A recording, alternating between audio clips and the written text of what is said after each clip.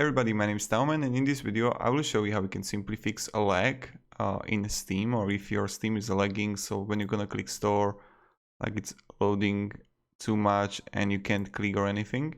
So what you want to do is just be in Steam, go to left top corner on Steam, and then just press here to settings, and when you'll be in account, choose library, click on library, right?